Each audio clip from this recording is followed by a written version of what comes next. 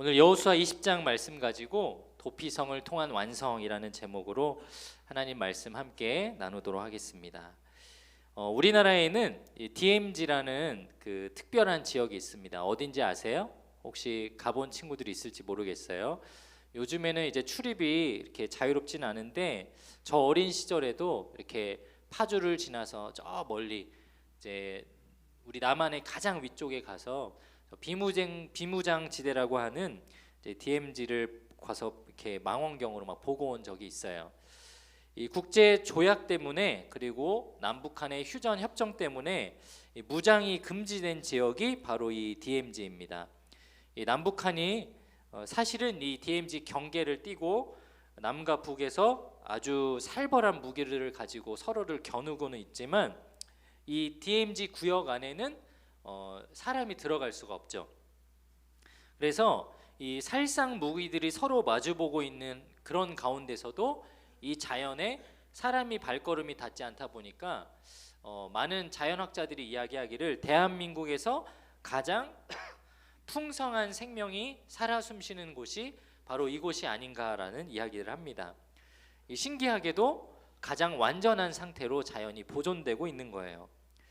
오늘 우리가 읽은 이 여호수아 20장 말씀에 보면 이 구약 성경을 통틀어서 마치 하나님이 DMZ처럼 이 이스라엘 백성들이 가장 완전하고 또 하나님 보시기에 순수하고 본질적으로 좋았던 모습으로 지냈다라고 성경이 말씀하는데요. 우리가 읽어보지는 않았지만 이 여호수아 21장의 거의 끝에 부분 마지막 구절부를 보면 그 당시 이스라엘 상황에 대해서 하나님이 이렇게 칭찬하세요. 우리 같이 한번 읽어볼게요. 여호수아 21장 43절에서 45절 말씀입니다. 여호와께서 이스라엘의 조상들에게 맹세하사 주리라 하신 온 땅을 이와 같이 이스라엘에게 다 주셨으므로 그들이 그것을 차지하여 거기에 거주하였으니 여호와께서 그들의 주위에 안식을 주셨을 때 그 조상들에게 맹세하신 대로 하셨으므로 그들의 모든 원수들 중에 그들과 맞선 자가 하나도 없었으니 이는 여호와께서 그들의 손에 다 넘겨 주셨음이니라. 여호와께서 이스라엘 족속에게 말씀하신 선한 말씀이 하나도 남음이 없이 다 응하였더라. 여기 보면 너무 좋은 말씀들이죠. 하나님이 약속한 땅을 이스라엘 백성들에게 다 주셨고요. 그뿐만 아니라 그들에게 안식을 주셨대요. 평안을 주셨대요. 그래서 주변에 그 가나안 땅에 남아 있는 원수들 중에 어느 누구도 맞선 자가 없었다라고 말합니다. 쉽게 말하면 이스라엘 백성들을 존중할 뿐만 아니라 괴롭히지도 않았다라는 거예요. 그리고 45절의 마지막에 말씀하기를 하나님이 약속하신 선한 말씀이 다 이루어졌다. 여러분 살면서 이런 축복이 어디 있습니까? 내가 살아가는 동안 우리들 막 그런 기도 하잖아요. 하나님 제가 기도한 대로 들어주세요. 하나님 이 성경에 말씀한 대로 저희 가정 가운데 제 삶 가운데 주님 역사해 주세요. 막 이런 그런 기도들을 하잖아요. 바램들을 가지고. 근데 이스라엘 백성들은 그렇게 됐다라는 거예요. 참 대단한 축복입니다. 하나님께서 그들을 보호해 주셨고 지켜 주셨을 뿐만 아니라 그들이 기도하는 대로 선한 말씀대로 다 응답해 주셨습니다. 일종의 하나님 나라로서 이 땅 가운데 완성하셨다라는 거예요. 오늘 하나님께서는 이제 드디어 출애굽한 모세 시대 때부터 긴 광야 생활을 했던 이스라엘 백성들이 약속의 땅에 정착하고 거기서 먹고 살 뿐만 아니라 하나님의 축복을 충분히 누리는 하나님의 말씀을 완성시키셨어요. 그 시작이 오늘 여호수아 20장에서부터 21장까지 연결이 되어 있습니다.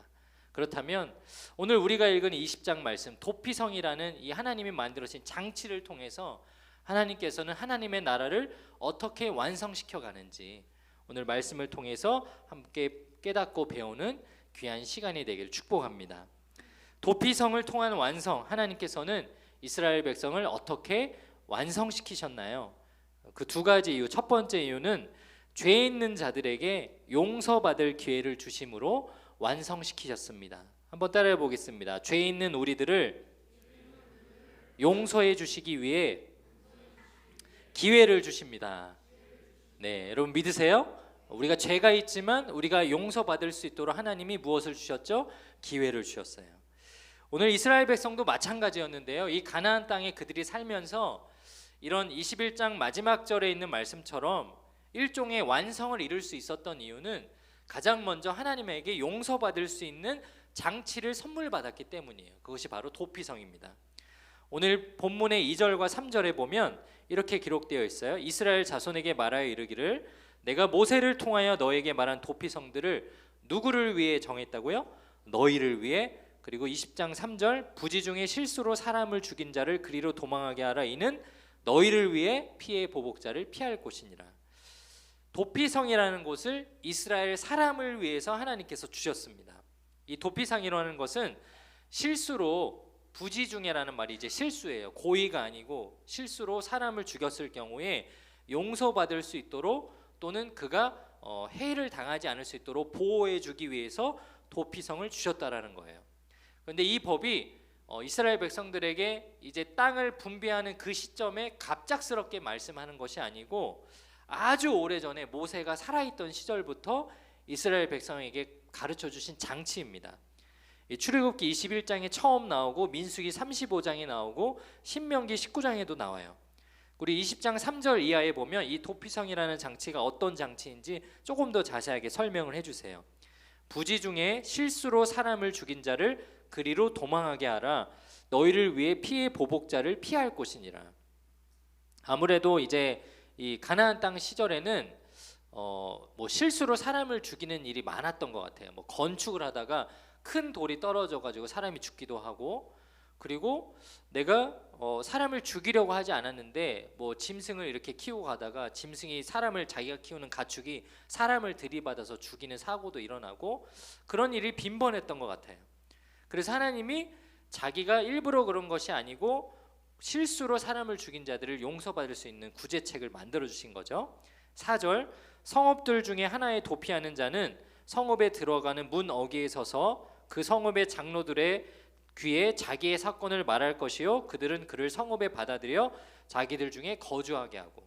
그래서 도피성으로 막 도망을 가서요 제가 어디 사는 누군데 실수로 사람을 죽였어요, 저를 좀 보호해 주세요라고 말하면 받아주었다라는 거예요. 그리고 5절 피해 보복자가 그의 뒤를 따라온다 할지라도 그들은 그 살인자를 그의 손에 내주지 말지니. 이게 되게 무서운 장면인데 저 앞에 내 가족을 죽인 사람이 있어. 그래서 칼을 들고 쫓아가는 거야. 저놈의 새끼 내가 오늘 죽여버려야 돼. 그리고 막 쫓아와가지고 막 문두리 들고 제 살인자라고 당장 불러오라고 하면은 어떻게 하라고요? 그의 손에 내주지 말지니 일단 보호해라. 왜 그렇게까지 하나님이 이렇게 살인에 대해서 관대하실까? 이게 상식적으로 이해가 안 되죠. 왜냐하면 뭐 실수였든 고의가 아니었든 어쨌든 사람을 죽였잖아요. 그러면 내가 살해당하지 않는다라고는 할지 몰라도 뭔가 그 대가 지불을 해야 될 거 아니에요. 실제로 이 출애굽 당시에 그 당시 이제 고대 근동 지방을 보면 이제 여러분들 그 함무라비 법전 이런 거 보면 알 텐데 눈에는 이, 이에는 이. 눈에는 이가 아니죠. 눈에는 눈, 이에는 이잖아요. 그러니까 내가 피해를 받은 만큼 돌려서 피해를 주는 게 그 당시가 합당하다라고 생각하는 법의 기준이었어요. 이스라엘도 마찬가지였는데 요즘은 우리 지금 인간 사회에서는 살인에 대한 처벌이 어떻죠?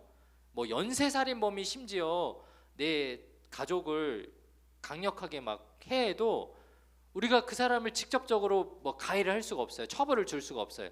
법의 심판을 받죠.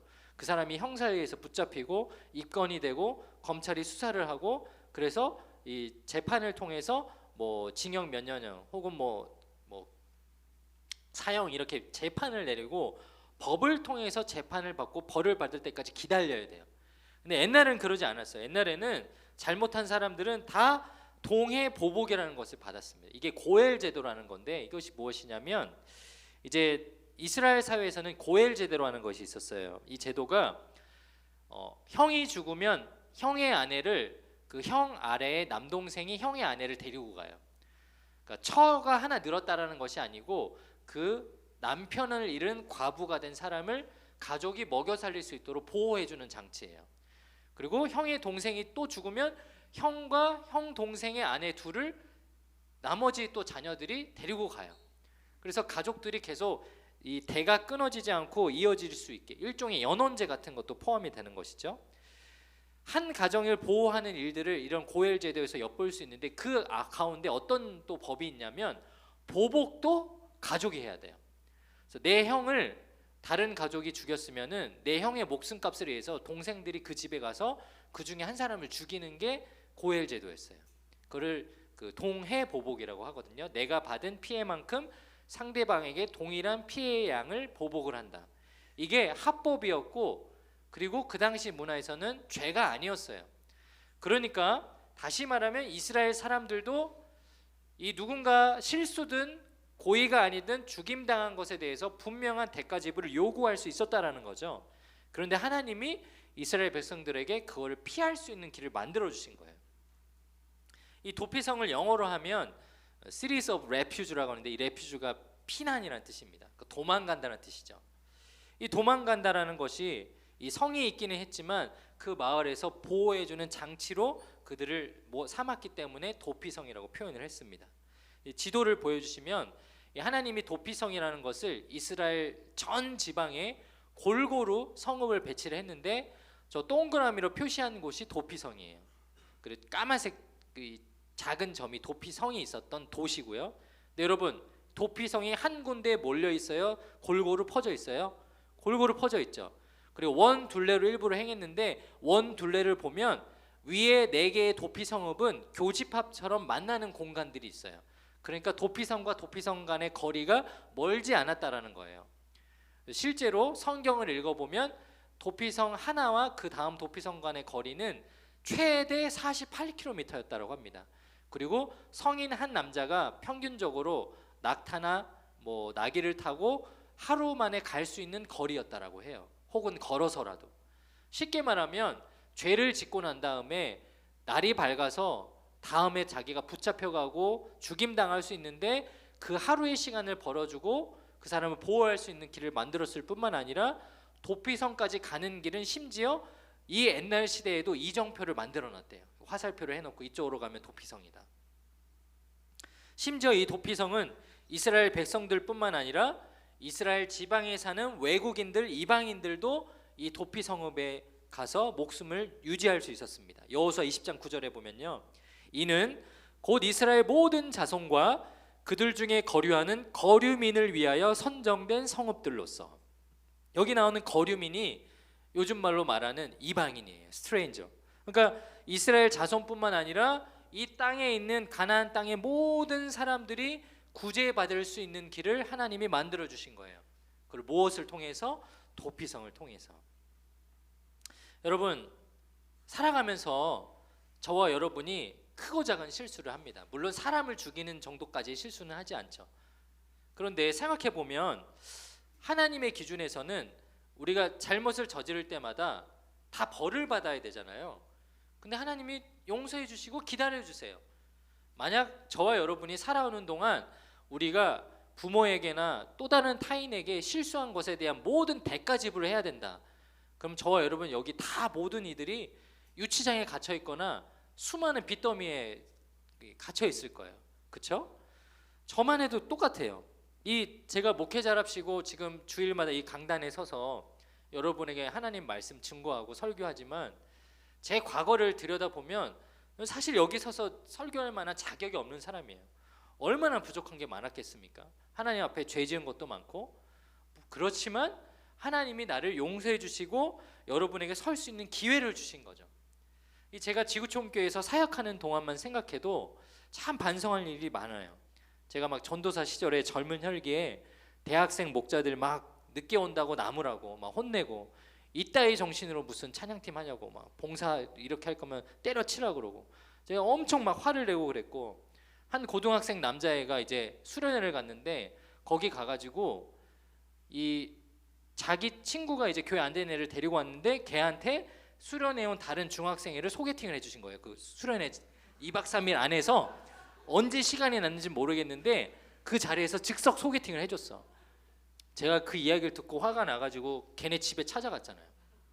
그래가지고 야, 너 지금 1층으로 내려와. 그래가지고 내려온 다음에 너 제정신이 아니야. 제가 막 페이스북에 증거 수집 다 해가지고 너 이거 네가 한 거지. 너 진짜 제정신이야? 네가 이러고도 찬양팀이야? 너 당장 그만둬. 그래서 제가 바로 잘라버렸거든요. 나한테는 왜 그런 하나님처럼 용서해주고 싶은 마음, 사랑하고 싶은 마음, 왜 품어주는 마음이 없었을까? 저는 그렇게 하는 게 제가 잘했다 생각했는데 생각해 보니까 너무너무 큰 교만이었고 부족한 모습이었고, 심지어 그러했던 저의 그 과거의 저의 사역의 모습이 너무너무 꼴도 보기 싫어가지고 생각하기도 싫더라고요. 근데 여러분, 세상에서 사람과 사람 사이에 실수하는 것들이 셀 수 없이 많은데 하물며 하나님과 나 사이에는 얼마나 많은 실수가 있을까요? 사람하고는 비교가 되지 않을 만큼 여러분, 하나님과 여러분 사이에 저지른 실수가 너무 많이 있지 않으세요? 유치하게 말하자면 뭐 예배드리지 않는 거 이런 거 빼더라도 여러분, 살아가는 동안 하나님을 경히 여기고 하나님 앞에 부족하게 여러분들을 언행을 하고 말씀대로 지켜 행하려고 노력조차 하지 않았던 우리의 모든 모습들이 다 실수이지 않습니까? 그중에 한 가지 대표적인 예를 들자면 수련회에 등록하지 않은 것이 가장 큰 실수죠. 여러분, 그거 하나님 앞에 큰 실수예요. 제가 감히 죄라고 정죄하진 않겠지만 하나님이 시간을 만들어서 목회자 수많은 교회의 봉사자들을 통해서 너 한 사람을 초대해서 너하고 진짜 깊이 있게 만나고 싶고 예배하고 싶고 대화하고 싶고 교제하고 싶다라고 말하는 하나님의 기회를 여러분이 걷어차버린 거예요. 저는 그래서 그게 실수라고 말하고 싶어요. 더 심한 말을 하고 싶지만 참겠습니다. 우리 역시 하나님 앞에 보잘것없는 존재지만 예수 그리스도를 통해서 용서받을 수 있는 기회를 주셨죠. 그래서 요한일서 1장은 이렇게 말씀합니다. 만일 우리가 우리 죄를 자백하면 저는 미쁘시고 의로우사 우리 죄를 사하시며 모든 불의에서 우리 어떻게 하신다? 깨끗게 하신다. 할렐루야. 이 말씀을 우리 마을에 적용하자면 만일 우리가 수련회를 등록하면 그는 미쁘시고 의로워서 우리를 축복하실 것이요. 저는 여러분이 하나님 앞에 예배하는 자리, 수련회 기도하는 자리, 이런 자리를 사모하셨으면 좋겠습니다. 그리고 여러분의 모든 죄악을, 우리는 연약하지만 그리고 실수가 많은 사람이지만 아주 오래전에 도피성을 통해서 이스라엘 백성들을 용서해 주셨듯이 예수 그리스도를 통해서 저와 여러분을 용서해 주시고 기다려 주시는 그 하나님의 사랑을 기억하며 살아가는 저와 여러분이 되길 축복합니다. 우리 한번 옆에 친구들에게 이렇게 고백하겠습니다. 하나님 앞에 회개하는 것이 축복입니다. 다시 한번, 하나님 앞에 수련회를 가는 것이 우리의 의무입니다. 네, 여러분의 의무를 꼭 지키시길 바랍니다. 우리 도피성을 통한 완성, 우리 계속해서 두 번째로 하나님께서는 이스라엘 백성을 어떻게 완성시키셨을까요? 우리 두 번째로 레위 지파를 통해서 이 신앙을 이어감으로 하나님의 나라를 완성시키셨습니다. 오늘 이 여호수아 21장이 해피엔딩으로 끝났잖아요. 근데 전후로도 도저히 본 적 없는 이 놀라운 축복을 어떻게 이루셨을까? 근데 20장에 나오는 도피성이 시작이었고, 오늘 우리가 21장은 읽어보지 않았지만 그곳에 레위 지파에 대한 이야기들이 나와요. 자, 하나님께서 이스라엘 12지파에게 땅의 분배를 하세요. 그리고 그 땅의 분배가 마친 이후에 레위 지파들에게 각각의 성읍을 주시는데, 이게 상식이에요, 여러분. 신학교 가실 분들은 외우셔야 돼요. 시험에 나와요. 이스라엘 12지파는 어디에 뿌리를 두고 있냐면 아브라함의 아들 누구? 이삭. 이삭의 아들 야곱. 야곱과 에서가 있죠. 근데 에서는 저주를 받고 나가요. 그래서 하나님의 그 가문에 들지 못하죠. 그 야곱의 12아들이 있어요. 장자가 르우벤이고 막내가 베냐민이에요. 그런데 제가 거기다 일부러 네모 박스를 쳤는데 이 12아들 중 12아들이 한 여자에게서 난 것이 아니고 처 2명과 첩 2명에서 4명의 여자에게서 이렇게 12아들을 낳거든요. 근데 세 번째 아들인 레이하고 11번째 아들인 요셉은 이 12지파에서 제외가 돼요. 레위는 야곱이 저주를 했거든요. 너는 땅의 분배를 받지 못할 거고 이스라엘 전역에 다 흩어져 살 거야. 너는 기업이 없을 거야. 왜냐하면 레이가 시므온이라는 형제하고 같이 살인을 저질러요. 그 자기 여동생을 강간한 세겜 추장의 그 족속들을 칼을 들고서 다 죽여버려요. 그래서 너는 칼 때문에 망할 거야라는 저주를 합니다. 그래서 레이는 애초부터 유산을 못 받으러 빠져요. 그리고 요셉은 왜 빠졌느냐? 요셉이 참 착한 아들인데 요셉이 그 애굽의 총리로 있었던 요셉이에요. 그래서 자기 형제들과 아버지를 다 애굽으로 데리고 오잖아요. 근데 야곱이 너무 나이가 들어서 아파요. 그때 병문안을 가는데 12 아들 중에 누구만 갔을까요? 내가 지금 누구 얘기하고 있어요? 요셉 얘기하고 있잖아. 그지? 눈치는 있어야지. 요셉이 병문안을 갔대. 그때 혼자 안 가고 두 아들을 데려가는데 두 아들의 이름이 므낫세하고 에브라임이에요. 그래서 창세기 49장에 보면 야곱이 아파가지고 있는데 얼마나 외로웠겠어요. 여러분 아프면 외로워요. 부모님 아프다 그러면 여러분 어떻게든 그때는 애교와 온갖 것을 다 해야 돼요. 엄마 내가 본죽이라도 사올까? 엄마 이렇게 했으면 안 되겠어. 엄마 내가 기도할게. 막 그때라도 해야 니네들 용돈이 5만 원이라도 든다. 예, 지도 잠깐 보여주시고, 그래서 그 요셉이 같이 갔던 므낫세하고 에브라임을 그 즉석에서 야곱이 양자를 삼습니다. 네, 옛날에 이런 문화가 있었어요. 할아버지가 아들이 꼴보기 싫으면 손자를 양자 삼는 일들이 있었거든요. 요셉이 꼴보기 싫어서가 아니라 그게 너무 기특해가지고 므낫세, 에브라임 두 아들을 양자 삼아줘요. 그리고 요셉이 받을 유산과 축복을 그 손자들에게 줍니다. 그러니까 따지고 보면 결국 요셉 집안이 그 축복을 2배로 받은 거죠. 아들 한 사람이 받을 양을 2명이 받았으니까. 그래서 야곱의 12 아들 중에 레이와 요셉이 빠지고 므낫세, 에브라임 손자 둘이 들어가서 12지파가 완성이 돼요. 자, 12지파는 저 지도에 보이는 대로 맨 위에 저 단부터 맨 아래에 이제 베냐민 유다 지파의 땅까지 다 받았어요. 그러면 요셉 지파 두 아들은 먹고 살 만한 땅을 받았으니까 상관이 없는데 지금 누가 땅이 없어요? 레이가 없어요.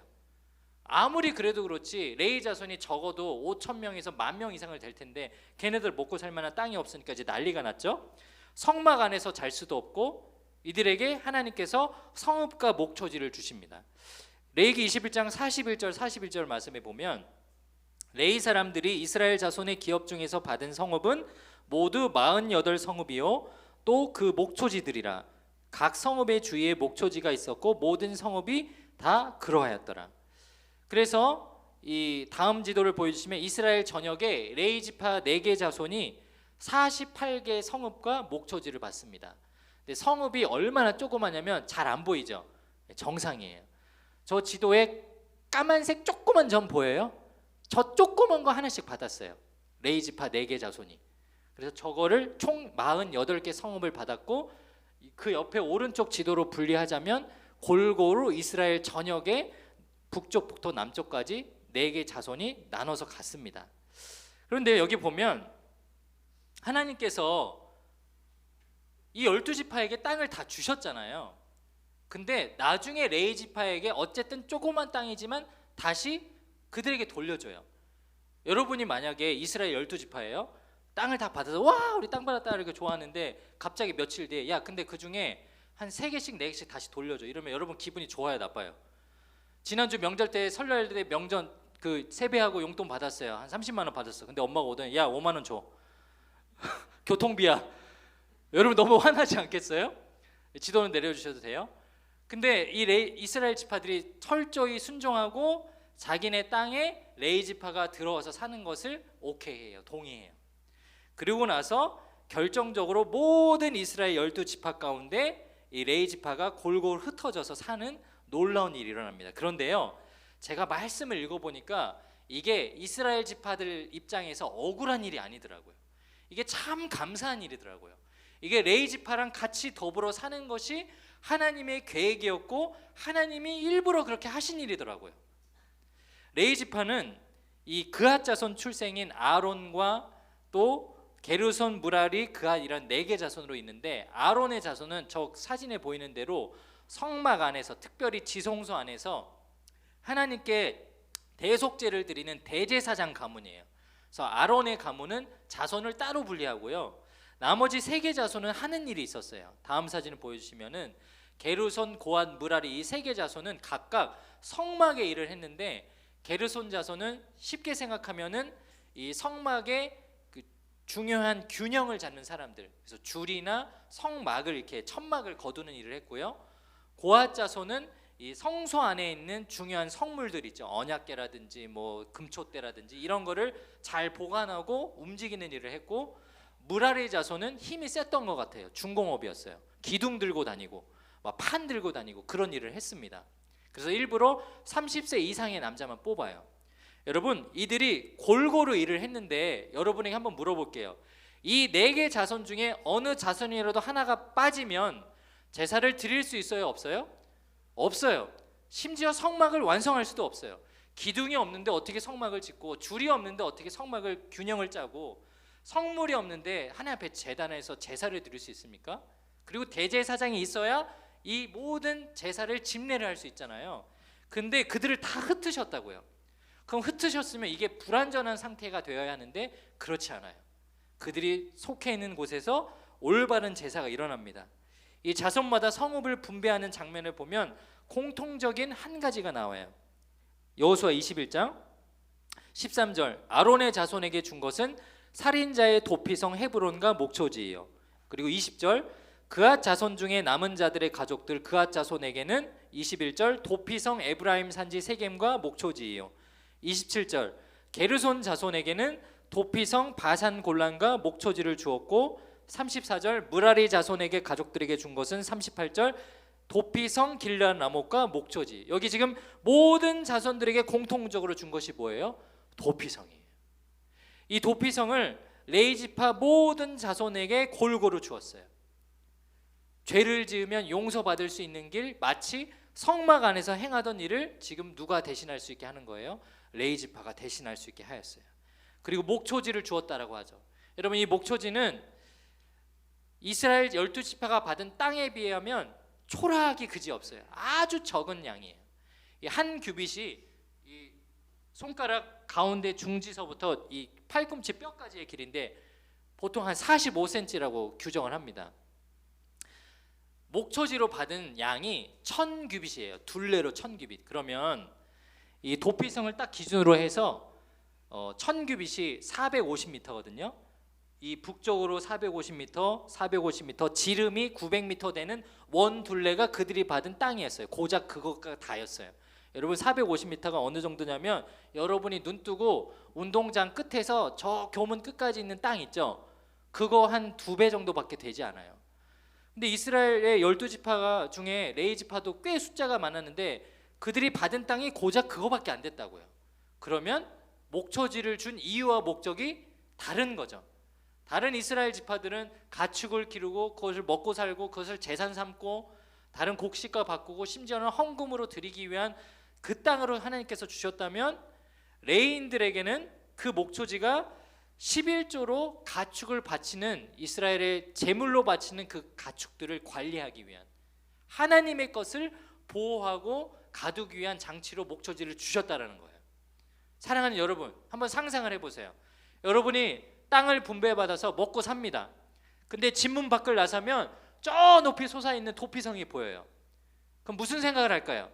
아, 마저 나는 하나님의 백성이지, 난 죄인이어서 난 성막에 가서 제사를 드려야 하는 그런 죄인인데 하나님이 용서받을 수 있도록 저 도피성을 통해서 나를 구원해 주셨지.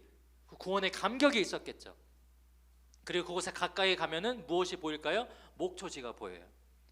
언젠가 그 중에 누군가는 11조로 곡식을 드렸든지 가축을 드렸든지 그 짐승들을 보면서 무슨 생각을 할까요? 하나님, 제가 이 땅에서 하나님이 주신 복을 누리며 먹고 살 수 있는 것이 하나님의 놀라운 축복입니다. 감사하지 않았을까요? 그것을 가나안 땅에 정착한 광야 2세대부터 계속해서 시대가 흘러가는 이스라엘 백성들 자손의 대대로 신앙에 물려가는 놀라운 축복이 있었다라는 거예요. 사랑하는 여러분, 교회는 그래서 존재하는 거예요. 왜 지구촌 교회가 존재하고 왜 청소년 지구가 존재하고 왜 우리 목자님들이 존재하느냐? 여러분에게 도피성 같은 존재거든요. 저와 여러분이 이 목자님의 모습을 보고 교회를 나와서 예배를 드림을 통해서 우리가 하나님께 나아갈 수 있는 기회를 주시거든요. 이게 참 놀라운 하나님의 은혜이지 않습니까? 이게 하나님이 우리에게 내려주신 큰 사랑이지 않아요? 죄 때문에 멸망하고 쓰러져가는 것이 아니라 땅의 분배를 마친 이후에도 계속해서 신앙을 이어갈 수 있는 놀라운 축복을 주셨다라는 거예요. 사랑하는 여러분, 오늘 이 놀라운 사실을 여러분 마음에 새길 수 있기를 주의 이름으로 축복합니다. 예배의 자리도 마찬가지고 수련의 자리도 마찬가지예요. 그곳에서 우리가 평상시에는 올려드리지 못했던 기도를 올려드리고 찬양을 올려드리고 말씀을 듣고 회개하고 자복하며 주님 앞에 결단하는 시간이 우리가 꼭 살면서 경험해야 할 도피성이지 않을까요? 오늘 저와 여러분, 우리 예배 가운데 이 귀한 가르침을 주시는 하나님의 말씀에 응답하며 예배의 자리, 수련회의 자리에 결단함으로 나아갈 수 있는 우리 고등마을 모두가 되시기를 주의 이름으로 축복합니다. 우리 함께 기도하겠습니다. 우리 이 시간 들은 말씀을 기억하면서 함께 기도했으면 좋겠는데요. 우리 한번 다 함께 자리에서 일어나서 우리 먼저 이 찬양으로 하나님의 그 귀한 사랑을 고백했으면 좋겠습니다. 나를 위해서 도피성으로 예수 그리스도를 보내주셨죠. 또 그분을 믿음으로 말미암아 구원받는 하나님의 자녀가 되게 하셨습니다. 그 놀라운 사랑, 그 크신 은혜, 그것에 대한 감사의 의미로 우리가 이 찬양을 함께 올려드리고 우리 들은 말씀을 기억하며 함께 기도하는 시간 가지도록 하겠습니다. 우리 함께 찬양하겠습니다. 아버지 사랑 내가 노래해. 아버지 사랑 내가 노래해. 아버지 은혜 내가 노래해. 아버지 은혜 내가 노래해. 그 사랑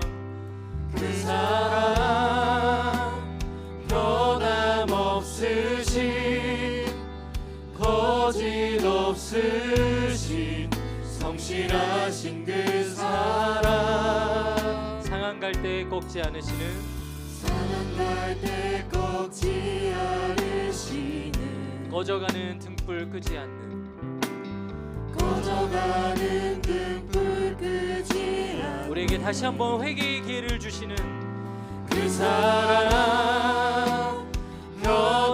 변함없으신 거짓 없으신 성실하신 그 사랑 그 사랑을 찬양합니다. 사랑 그 사랑 날 위해 죽으신 날 위해 다시 사신 예수 그리스도 다시 오실 그 사랑 죽음도 생명도 천사도 하늘의 어떤 권세도 끊을 수 없는 영원한 그 사랑 우리 다시 한번 고백하겠습니다. 아버지 사랑 내가 노래해. 아버지 사랑 내가 노래해. 아버지 은혜 아버지 은혜 내가 노래해. 그 사랑 변함없으신 거짓 없으신 성실하신 그 사랑 아멘. 상한 갈 때 꺾지 않으시는 상한 갈 때 꺾지 않으시는 꺼져가는 등불 끄지 않는 그 사랑 변함없으신 거짓 없으신 성실하신 그 사랑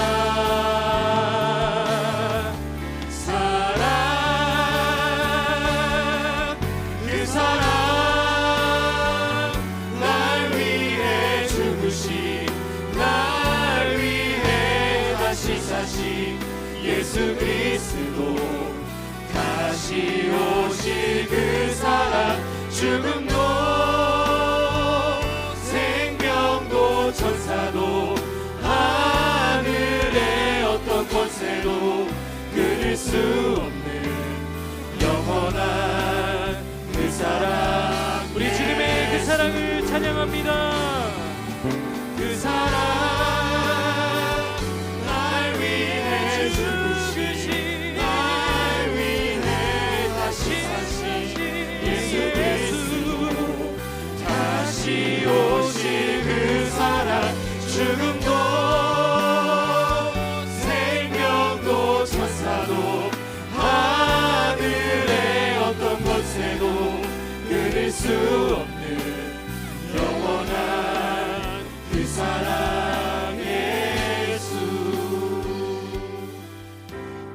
여러분, 하나님이요 우리 자녀들에게 참 듣고 싶어 하시는 말씀이 있어요. 그것이 무엇이냐면 하나님의 사랑에 감사합니다. 하나님 나를 구원해 주셔서 감사합니다라는 표현이에요. 제가 라오스 현지에 가보니까 차를 타고 오고 다니며 유일하게 찬양을 부르고 기도할 수 있었던 곳이 어디였냐면 차 안이었어요. 그곳은 다른 사람들의 감시를 받지 않으니까요. 거기서 찬양을 부르는 내내 눈물이 하염없이 흐르는데 하나님이 저에게 그런 말씀을 하시더라고요. 내가 여기서 하나님의 백성들이 찬양하는 것을 정말 기다렸다고, 듣고 싶었다고. 그 감격 때문에 또 죄송한 마음에 얼마나 많은 눈물을 흘렸는지 모릅니다. 저는 여러분들이 저와 같은 실수를 하지 않기를 원합니다. 이 시간 우리가 하나님 앞에 먼저는 하나님 감사합니다. 나를 구원해 주셔서, 나를 사랑해 주셔서, 나를 자녀 삼아 주셔서 정말 감사합니다 라는 고백을 올려드렸으면 좋겠습니다. 주님, 저의 인생을 구원해 주셔서 감사합니다. 저를 자녀 삼아 주셔서 감사합니다. 우리 시간 주의 이름을 한번 부르짖고 하나님 앞에 감사의 고백을 먼저 올려드리며 나아갔으면 좋겠습니다. 기도합니다. 주여, 하나님 그렇습니다. 우리 삶 가운데 하나님 나를 자녀 삼아 주시고 나를 구원해 주신 것에 대한 그 감격을 잊고 살았다면 우리 주님 앞에 감사를 고백합니다. 주님, 우리를 구원해 주셔서 참으로 감사합니다. 우리를 자녀 삼아 주셔서 감사합니다. 이곳 가운데 우리 예배의 자리로 불러주셔서 감사합니다. 이스라엘 백성들에게 도피성을 주셨듯이 우리에게 예수 그리스도를 보내주셔서 참으로 감사합니다. 우리 그 이름을 통하여 구원해 주셔서 감사합니다. 그 감격을 잊지 않고 살아가는 저희들이 되게 하여 주옵소서. 그 놀라운 감사의 고백을 우리 살아가는 동안 평생 올려드릴 수 있도록 주님 우리를 붙들어 주옵소서. 우리 계속해서 또 기도할 때에는 우리 들은 말씀을 기억하며 결단했으면 좋겠습니다. 하나님, 우리를 구원해 주셨다면 내 삶의 도피성이 되는, 장막이 되는, 성막이 되는 예배의 자리를 우리가 사모하겠습니다. 아멘. 수련회의 자리를 사모하겠습니다. 아멘. 그 자리를 지키는 저희들이 되게 하여 주시옵소서. 아멘. 특별히 2주 뒤에 떠나는 그 수련회에 우리가 결단하는 마음으로 참여하게 하여 주시옵소서. 아멘. 학업도 중요하고 나의 시간도 중요하지만 1년에 한 번 주님 앞에 이 2박 3일의 시간을 올려드리며 하나님의 자녀로 거듭나는 놀라운 시간으로 결단하게 하여 주시옵소서. 우리 시간 주의 이름을 크게 한번 부르짖고 우리의 결단을 올려드리며 기도합니다. 주여, 하나님 그렇습니다. 아버지, 우리 삶 가운데 하나님 앞에 기도하고 예배하고 하나님 앞에 나아가는 것이 가장 소중한 것임을 고백합니다. 우리 아이들의 마음 가운데 주님 그 중요한 영적인 가치를 새겨주시옵소서.